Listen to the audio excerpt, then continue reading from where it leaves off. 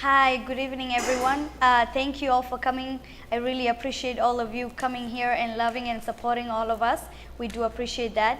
Today, we do have Green Card Voice in our show. There's some excitement stories that we will go into it and all that stuff. I would like to go ahead and greet.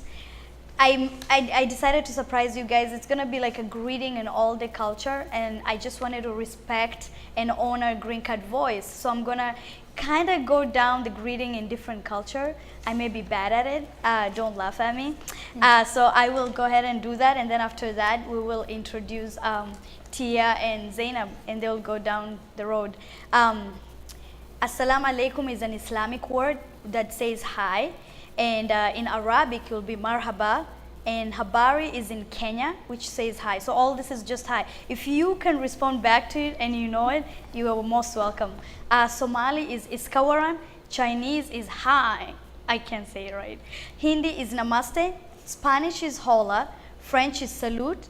And Philippine is madagang umaga. And Russia is rah. Stovoy. I'm not pretty good at it, but I think I did pretty well. That one is to honor Green Card Voice.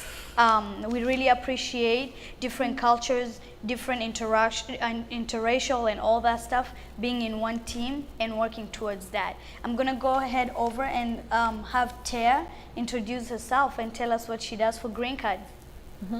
So my name is Thea Roseman Clark, and I'm the Executive Director of Green Card Voices, also the co-founder. Originally I was born in Yugoslavia, and I came to United States when I was 20 on a scholarship. I have now a great privilege to run Green Card Voices. In my life, eventually I received a PhD in oral history, really am very passionate about storytelling, especially being able to allow as in the case of Green Card Voices, immigrants and refugees to tell their own stories and not have other people tell our stories. Exactly. So this is what I do. So it's just amazing what Tia does for Green Card, and we'll literally go over everything. And just hearing the stories of each and every individuals from immigrants who are in this country, it's just very touching. And we have Zainab that will go ahead and tell us a little bit about herself. Okay, my name is Zainab, and I grew up in Yemen. So I'm a junior in college right now. I am studying broadcast science, international relations, and philosophy. I want to be a lawyer when I graduate from St. Catherine to go to law school.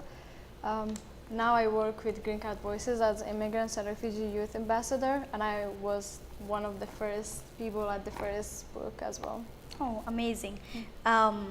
So we'll go over and ask Tia, what is Green Card and what drive you how to start Green Card? Or how did you come up with the book publishing for Green Card?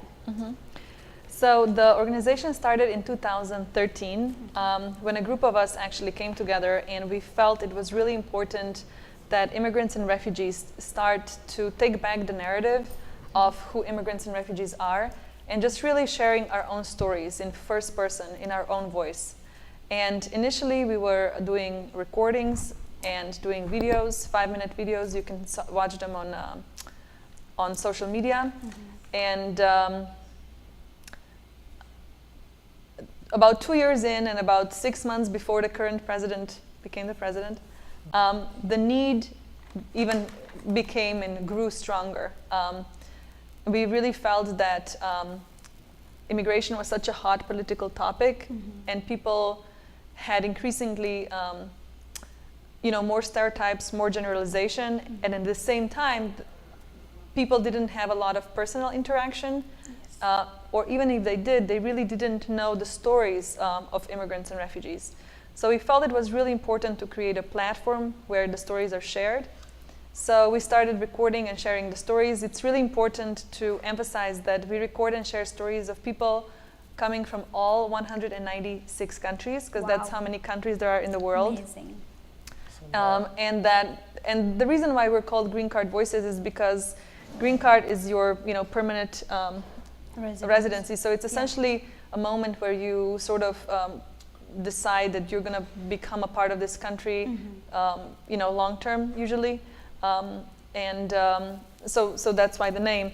And the how we started the books was, like I said, the need started increasing. We got so many calls and requests, and when we first started, people said, this is a great idea, Yes. but 2 years later, people said, this is essential. This is so important. Right. This is really, really crucial that we do this. So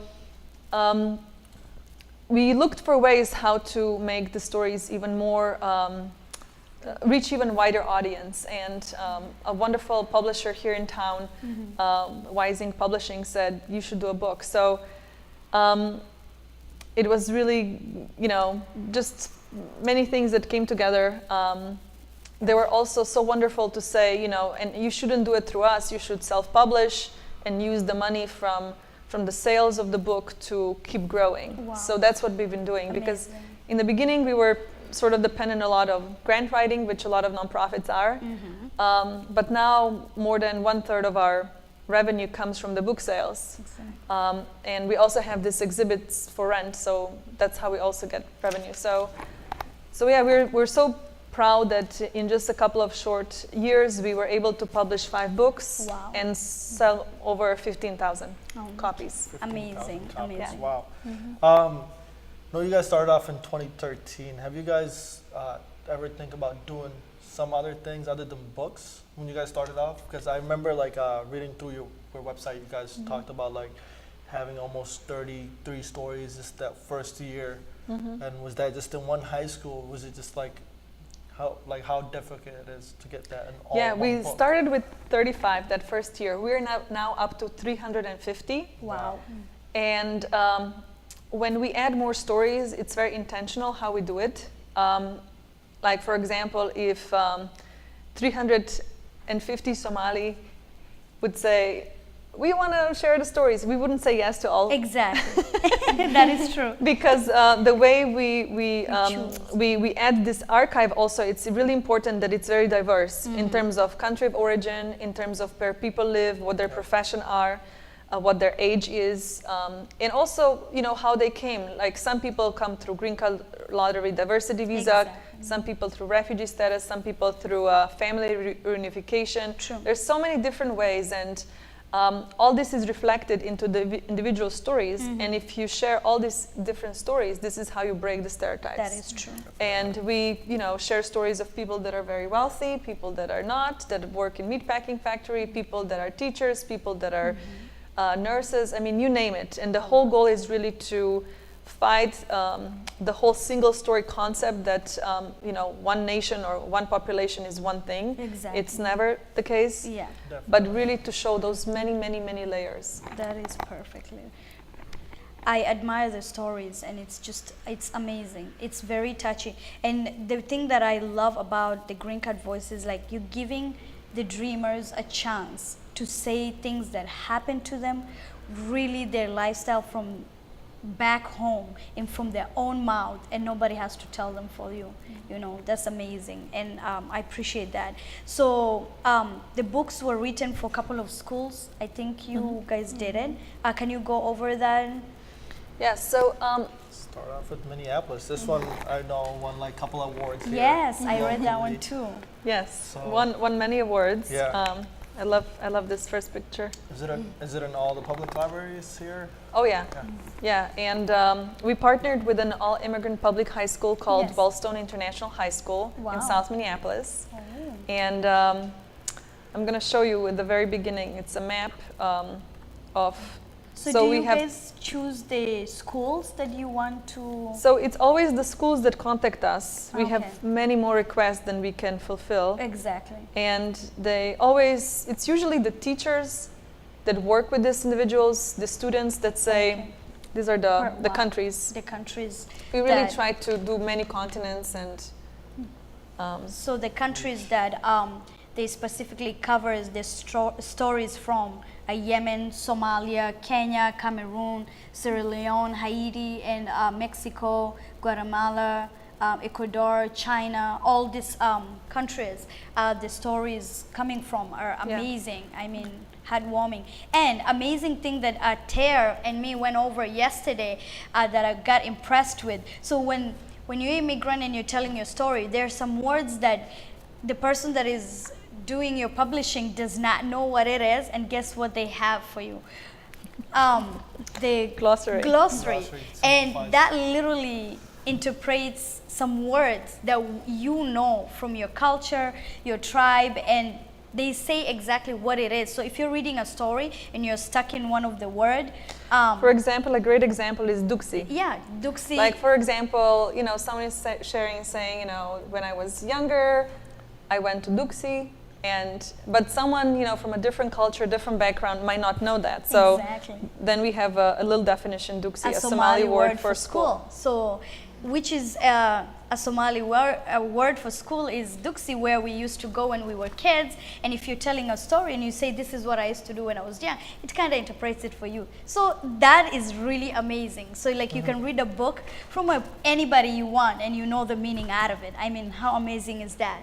Very cool. You can, yeah. I've actually had these copies with me last night, and I was just sitting with some friends, and I showed a couple of them. Like, I was like, surprisingly, there was like 2 people that read this Minneapolis one, and I was like, how'd you guys feel about like, following along the stories? And they're like, it's not the same as like any other bibliography Yeah. or any other personal documentary a person ever read about themselves. It's very simple, well, Unique. like, very unique, and it's like, it has enough detail, so it's like anybody could read it and follow along in terms of like the structure of it. So it's Yeah. very nice. And I it don't know, do you reminds guys have us- them like have a reading level for kids? Do you guys start them off that way, or like, you guys? Our goal really is authentic storytelling. What happens a lot, like if you go to school, Yeah. they say, there's a certain way how you write an essay, and Yeah. then you write it, and then the teacher corrects it, and polishes it and whatnot. We really believe in authentic storytelling, Definitely. where we immigrants that are here in the country not so long time. Yeah. It happened to all of us probably. Our English in the beginning wasn't so great, Yeah, that's but true. it was still much better speaking than it was writing, because when writing. you're writing things down, you have to think about how you're going to spell it, how you're going to put it in a sentence. Also, like in America, there's a certain way how you write essays. Oh, yeah. Exactly. Yeah. There's a lot of rules that you need to follow if you want to be just writing. So we developed a technique where we always do recording first. So we give everybody in advance, many weeks in advance, 6 questions. They're very open-ended, very general questions. Yep. And we repeat those 6 questions on camera. Okay. And then we have a volunteer transcriber that transcribes everything word by word. Wow. So when young people start writing this story, it's their words that were written, that were spoken. Wow. And then they don't have to start with a blank page or with an empty screen, but they already have their story as they told it. So it was easier for them to work off of that. But then again, we don't go and we correct. We really empower them. We're like, this is your words. We don't want to, comfortable. if you say, my life was okay. We don't go like, do you want to use a little bit different word than okay? We're fine with okay. Yeah. So it's It's, whatever comes. whatever out, comes. Whatever comes out. What that authentic voice of that person is. Yeah. So yeah.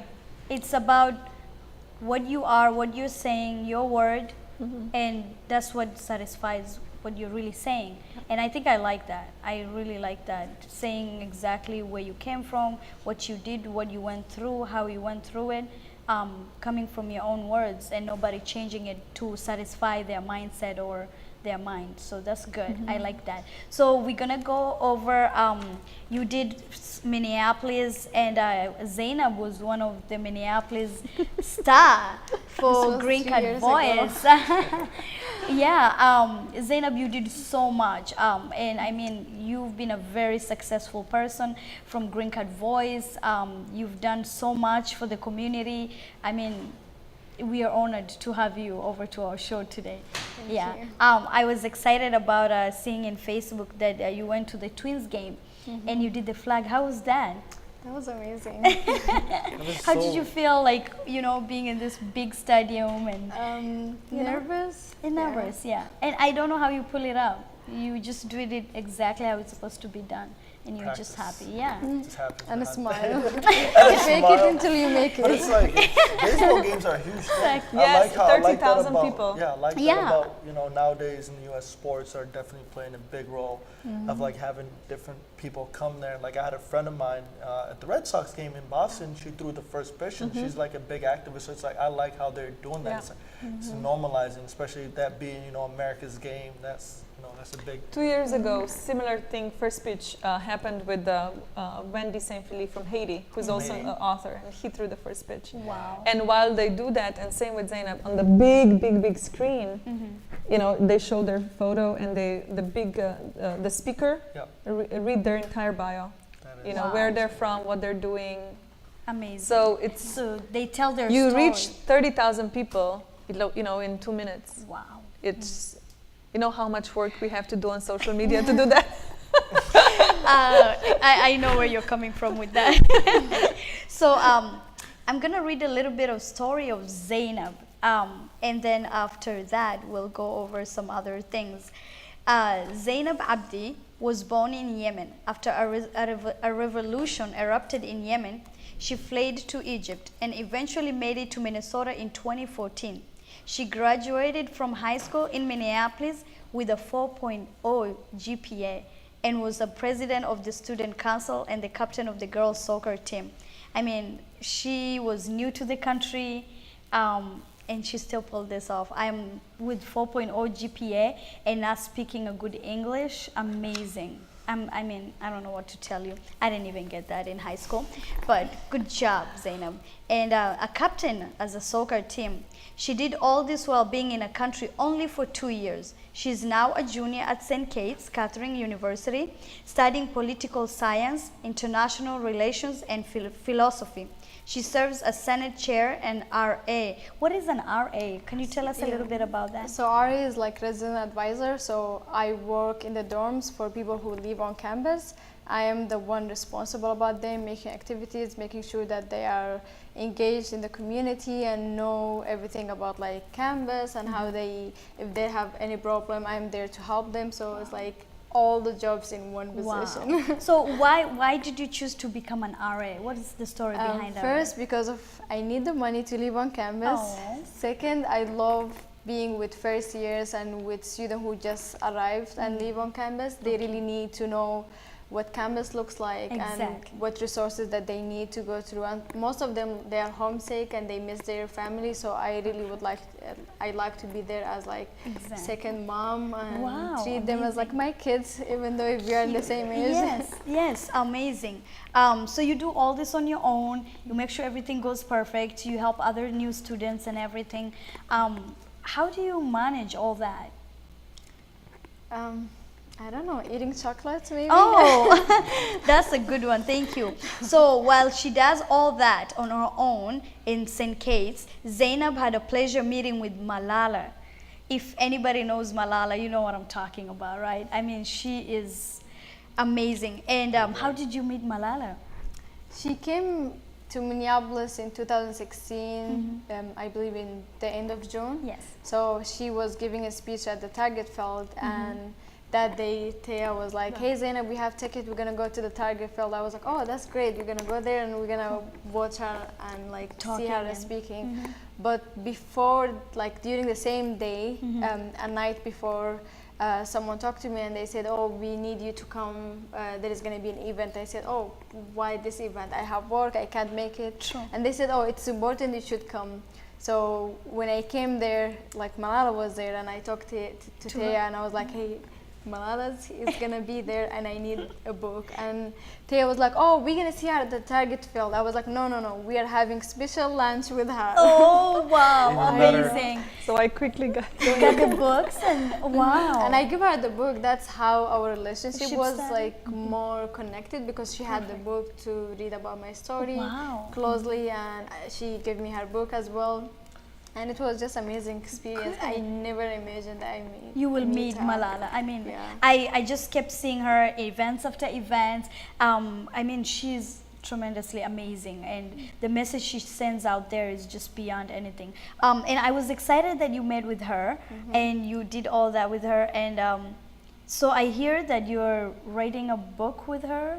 Yeah, Well, it's coming. after, at this lunch, Malala was like, Zainab, so you're comfortable sharing your story? Do you want to share your story? And you said yes, and then nothing happened for a really long time. And then 2 months later in September, that's the first time you were invited to go to United Nations to speak on behalf of the Malala Fund. So you go to these amazing places to speak. When you are making the speaking voice, are you talking on behalf of yourself and how you managed life and the struggle and?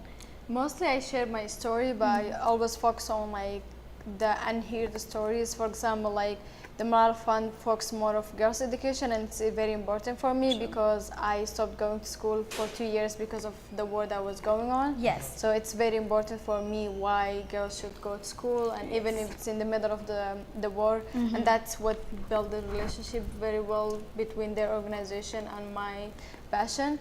So I talk in general about why it's important by sharing my story, and Yes. I feel like if I have never had the chance to share my story through Green Card Voices, I would be Yes. nervous. I don't know how to do it, but I feel like Green Card Voices helped me a lot to be like, oh, I could share my story now, since we did a lot of like book readings in like many places. So that was a great chance for me to be more comfortable to talk in front of like big leaders and Exactly. in a big platform like that. Amazing. Did And you get a chance to read her book? yeah, I know finished her it book all. was like best-selling for know. quite I some know. time. Yeah. It was just It was doing amazing. a lot of numbers. Yeah. But for her, meeting someone like that is basically the face of like, you know, females and young girls. You know, someone that stood for education, and you know the prizes and nominations that she's been up to. It's like, you know, that's basically a politician. She's actually Yeah, at a she's different the level youngest Yes. Nobel laureate Yeah. in the I- history. in the history of all of that. So it's like, you know, having local people basically doing the same thing, sharing their stories, is very big. I know, like Green Card Voices, you guys, you know, talked about basically after this whole presidency, you guys focused and drilled in more of like, you know, being out there, you know, spreading love and showing your neighbors what, you know, What everybody really- here is doing. And the expansion is amazing. You guys in Georgia and North Dakota now. Yeah. I know. Yeah. So how did you guys started going to Atlanta? Did they did they call you? Yeah, and like, they okay, literally Green Card did. Voice. We So got some after immigrants. Minneapolis, we got a call from Fargo. Okay. Actually, Uh-huh. you know, a EL teacher in Fargo who was so passionate. She said, you know, I have, you know, read this book. It's so incredible. I have also, you know, Fargo South High School has 250 recent immigrants and Yes. refugees. They were like, please do a book also in Fargo. And initially, I was like, Okay. I don't know. And then I was actually talking soon after with Bush Foundation and discussing funding. And I tried to push other things, and they were like, no. And then I was like, and they said, you know, too much money goes to Twin Cities, but we True. also have to work in North Dakota and South Dakota. Yeah. And I was you're like, actually, you know, there was I this have- email I received from Fargo. And I said, let me go check. I mean, So definitely, yeah. I said, I wrote back and I was like, are you still interested in this? You know, we might be able to do this. Yeah, And they were like, we're definitely still interested. And we got the funding, and perfect. that's how Fargo happened. And then soon after, I got some calls and said people in St. Paul were upset that we went to Fargo before we went to It's been to that. and were able to get funding pretty quickly for that. Exactly. Wow. And you know, same with Atlanta. People invite us. They make a case why it's really important for their community to have this True. book. Yeah. And unfortunately, bullying in high school has gone up. Oh, very. And there's really no great resources, you know, in terms of books. Also, our books on the back have study guides, how to lead a discussion.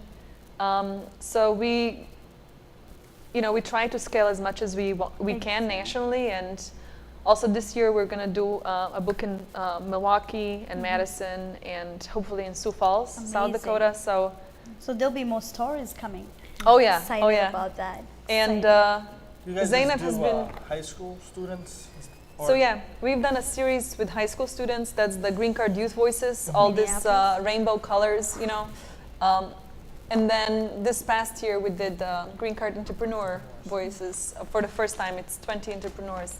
But I just wanted to add one more thing, that it was Zainab that has, or to Fargo or St. Paul or even Atlanta, traveled with our team and really helped all these new authors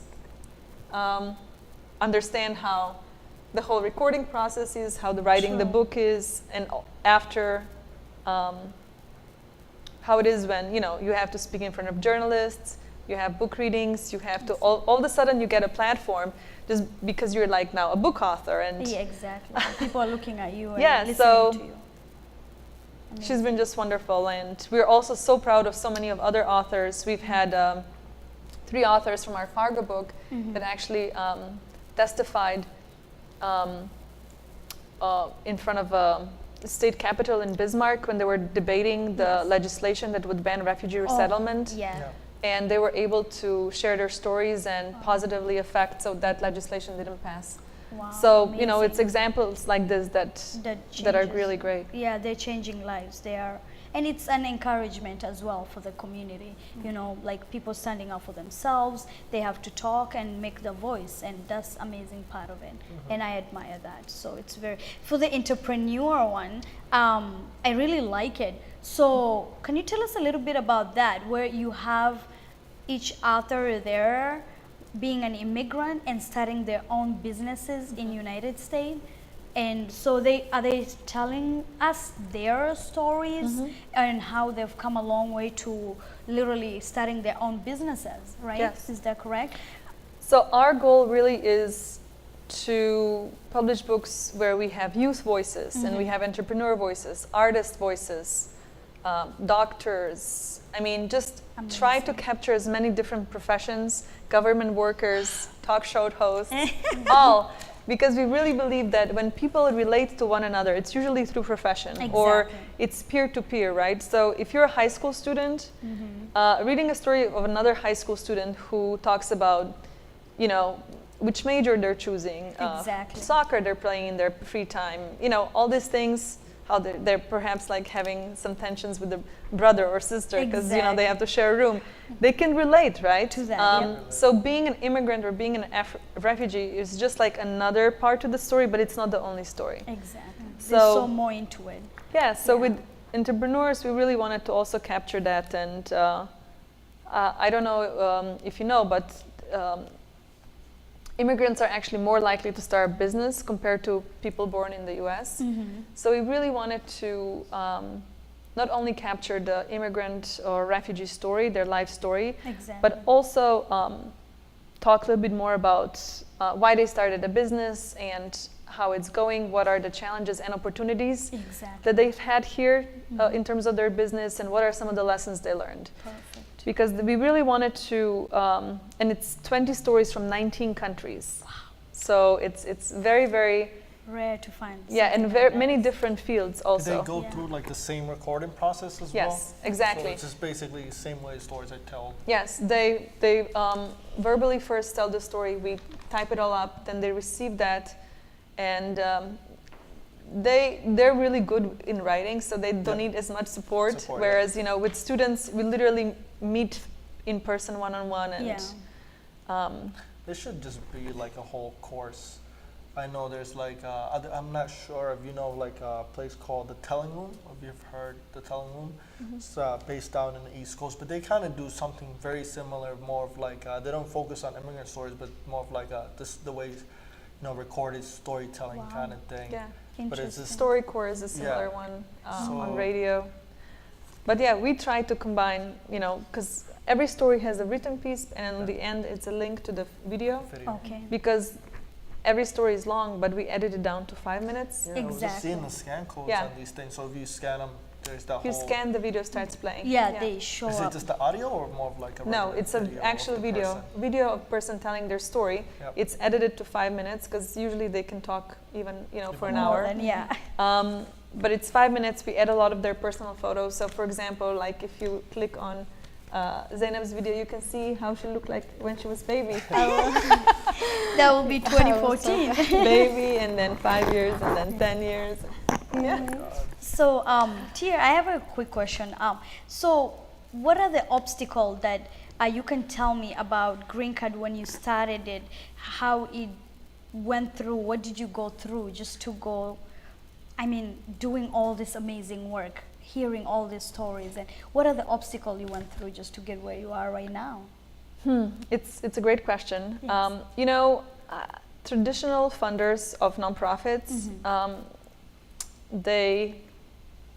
there's still a certain way how to help immigrants and refugees. Okay. You know, and it's this deficit model. I feel still. Okay. It's they want to, you know, help food shelf training, you know, scholarship. It's Based how on they've that. always done it. When you start saying it's like, we want to do our own stories, we want to empower the immigrants, we want them to have a voice, they're like, whoa. It's like, it's nothing majority of them have ever heard before. Yeah. So it's really hard. It was so hard, and sometimes it still is, because they're like, so you were like tutoring? And we're like, no. No. And then they're like, oh, is it like leadership development? We're like, well, a little bit, but you know, it's not only that.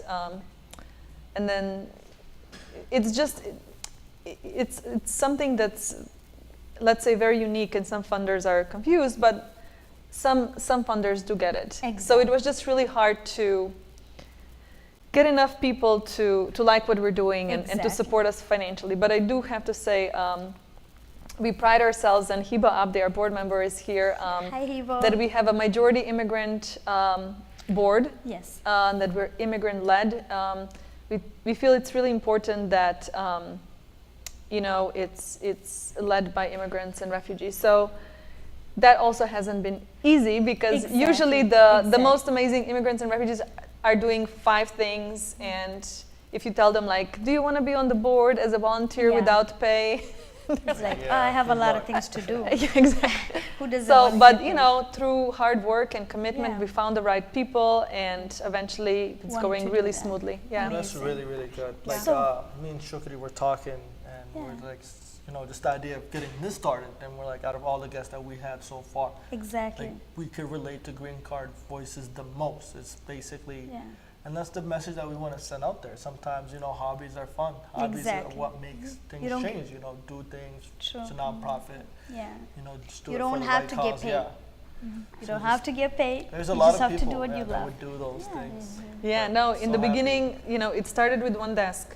And, Sure. you know, also like, when I received Bush Fellowship, it really helped, you know, so that, but yeah, it was, in the beginning, the money was very, very scarce, and Yeah. Now now, 15,000 copies of your books. Wow. yes, Wow. so I mean- that helps. And they're on your website, right? Yes, so people you can can just purchase through Amazon, Amazon. through our website. Amazing. They're in all the bookstores as well. So And Yeah. also some colleges are using it for their classes. So Wow. Yeah, I got as a St. required Catherine, reading. and they have it in one of the classes. So that feels like, oh, Zainab, we are reading your A book in book. the class. I'm like, okay. That's nice. There's no way That's out. nice. That's really nice, especially reading something that really makes changes. That's good. So Ter, do you think that if, for example, Zainab was the person that wanted to start Green Card Voice, do you think she would have got a chance of how far you've gone a long way to where you are right now for Green Card Voice? Do you think she would have struggled more?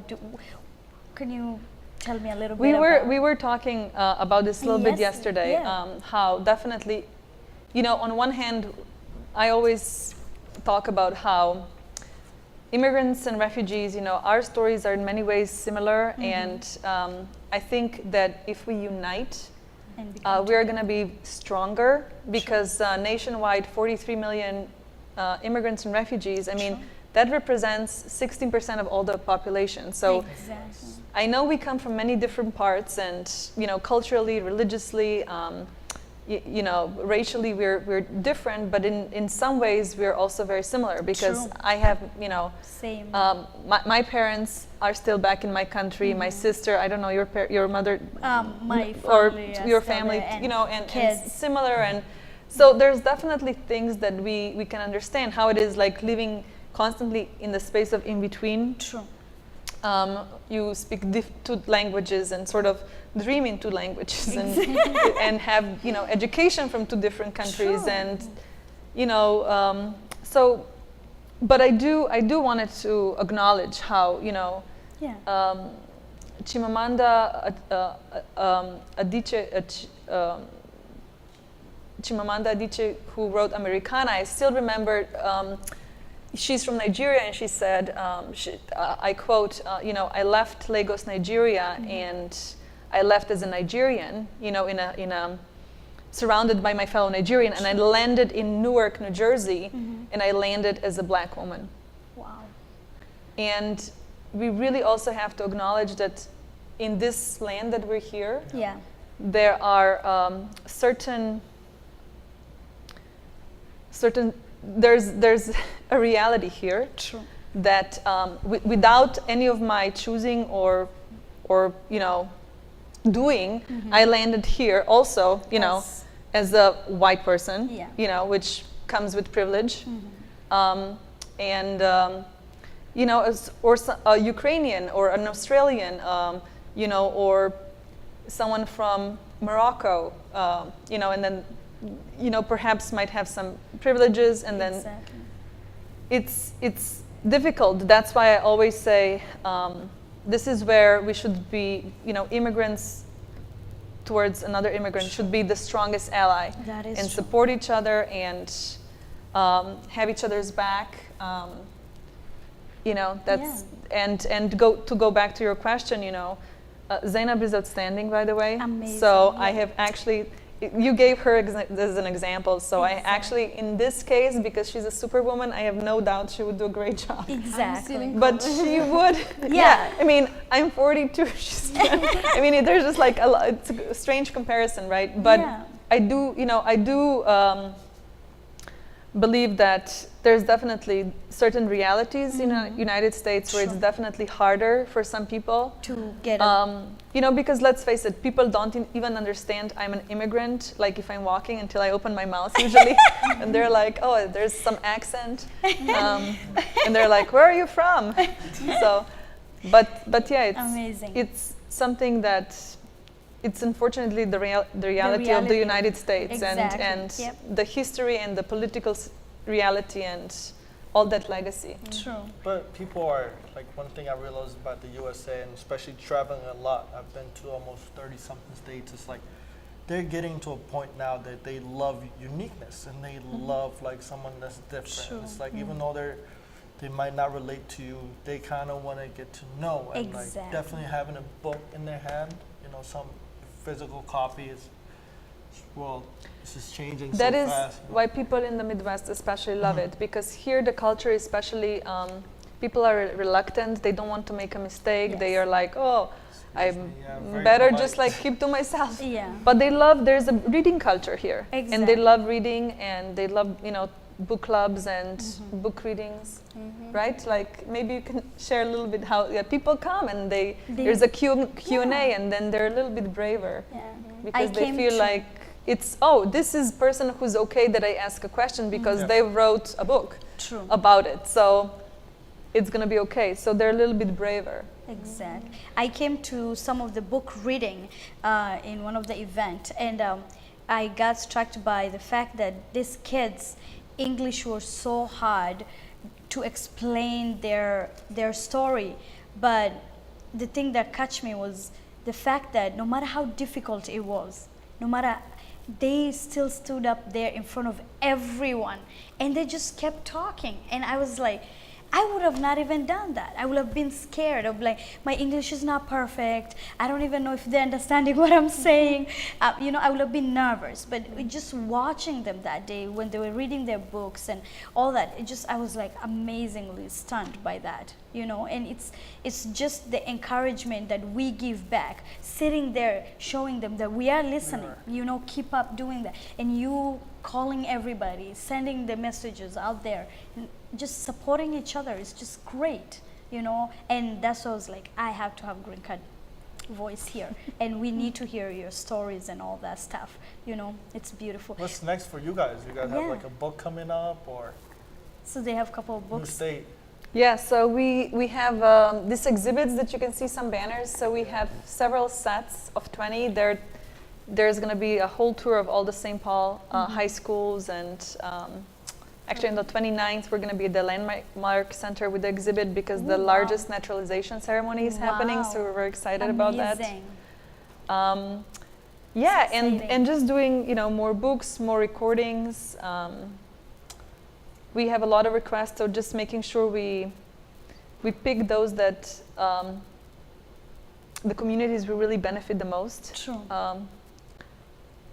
And yeah, just Keep up. it's a lot of work. Actually, I've read some of these stories, but I would love to see, since it's these people are in high school. Do you guys ever think about rewriting these books a couple years from now, 4 or 5 years? We talked about a 10-year anniversary. Yeah. Wow, nice. An anniversary edition. Like Zainab saying she's graduated. A whole politician by that time. Exactly. That would be beautiful. One thing actually that I should mention that we are publishing in the fall of 2019 is our first graphic novel.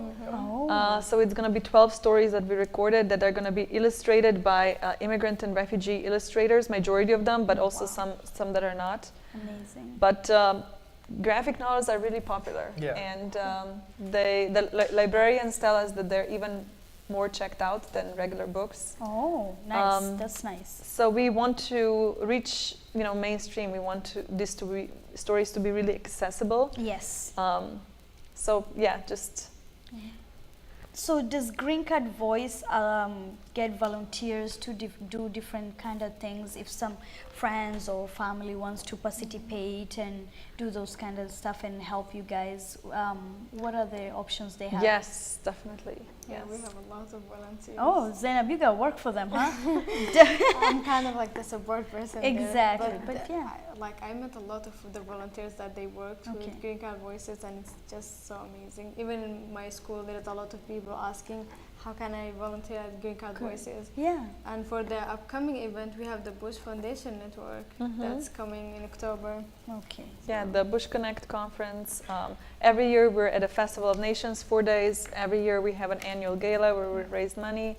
So there's a lot of opportunity Exactly. to volunteer if they want Yeah, to. I will I'll do that part too. And if I'm you guys excited. cannot, make it Yeah. to their volunteer, check out their website. And you Exactly. can donate on there. That's Yeah, very, and very amazing. our audience can get to talk to you guys before you leave later as well, and then we can get all together and work together. That'll be really fun. So this is the best part of me. I always want to hear the best part of when you come to United States. What's the worst thing, a culture shock that ever happens to you? Zainab, you tell me. Wait, I needed time to think about it. So it's So you like came. the cultural shock that I didn't like it. Yeah, like we were like, oh my God. That's hard. So I think the same way about the story that you were saying, that I never knew I'm like a black person. I'm like, oh, if you told me, oh, you're dark skin, or like, do you have relative from Africa, that's okay for me. But I never knew that white and black exist. Okay. And that was like so shocking for me. And also like when I started my state ID, they ask you what country you're, like what's your like race. I'm like all those race, and I'm like, I'm none of those. How can I write? Like, I don't want to write I'm a black because I don't see myself as a black. Exactly. So I really didn't like that, and it was very shocking for me. Right now, I'm like, when anyone asks me, I'm like, oh, I'm black. That's how I'm I black, say it. Muslim, Somali Yeah. woman. You have to go all the way. Exactly. Yeah. So that I felt that was a shocking thing, and I didn't know that was built out of like racism and grouping people together, who's this and who's that. Yeah. And I learned more about the history, and I didn't find the dollars that training from the one that we all think about it. America, Yes. there is dollars coming from the sky. Yeah. Mohammed, what did you have? Oh man, I would say the food. To be honest, I came here at a young age.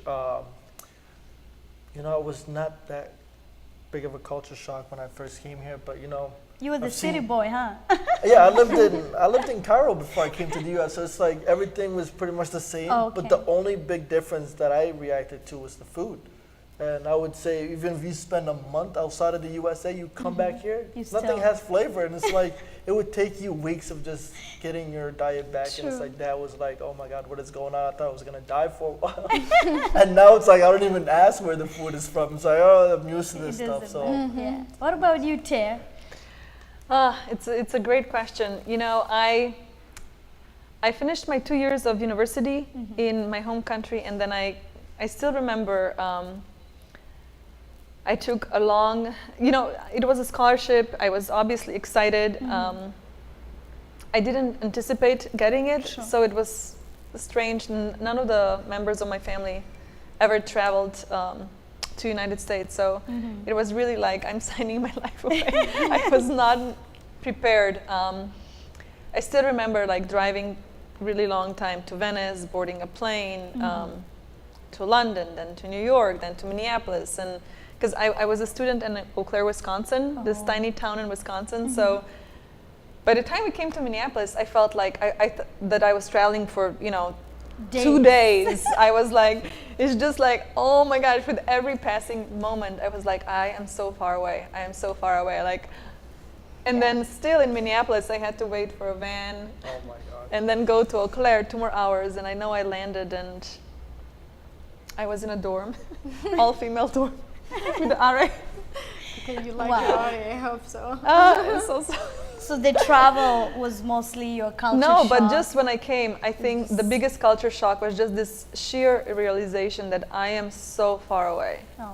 And just the feeling of loneliness, the feeling that I can't speak my language to anybody. By yourself. And just that, Sad. yes, on one hand, there's this great opportunity, but that was in '98, where there was like Wow. no internet, nothing. The phones, there was like this phone card that you bought, and then like it just ate through your All your minutes.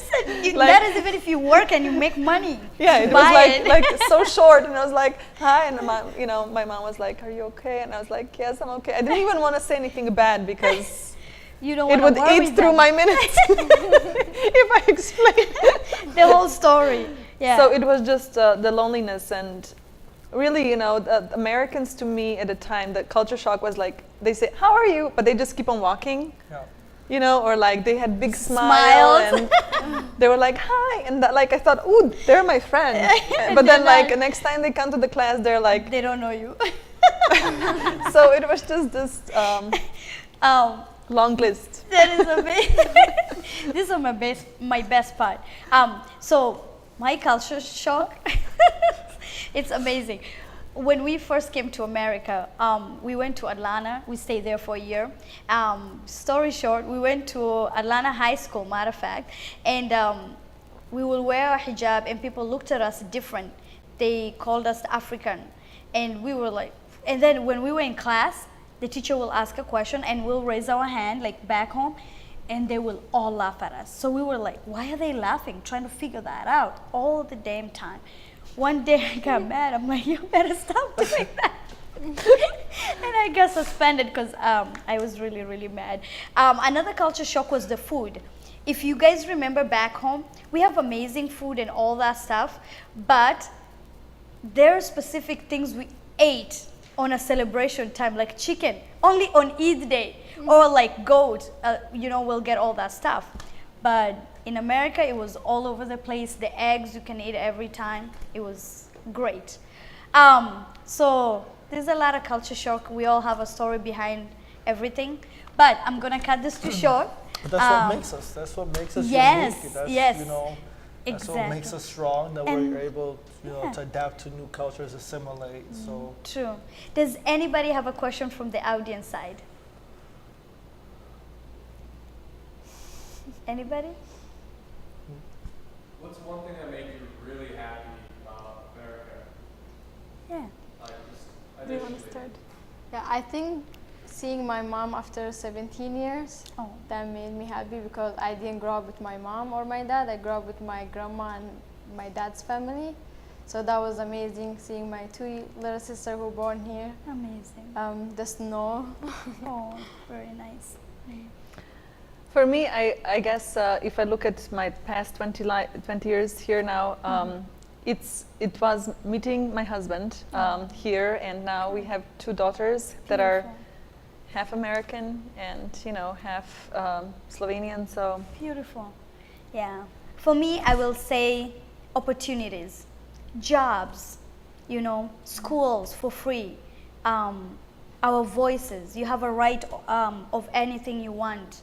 Mohammed, what about you? I would agree with that. Basically, Yeah. us buying into this idea of the American dream. Yeah. Everyone that you go to, we have, I wouldn't say the same opportunities, but similar, close to, it's way better than not having anything at all. So it's like we're so thankful to just be going to school here, working, waking up every day, knowing that you could do something and you have these opportunities. So definitely that. Yeah, getting to do what you love doing. Yeah. So, America have opportunities, and we are the struggler dreamers that we can do anything we want, right, guys? Thank you so much for tuning in with us at Dose of Reality. I really appreciate you guys supporting us, and we hope for your likes, share. Thank you very much. Thank you, guys.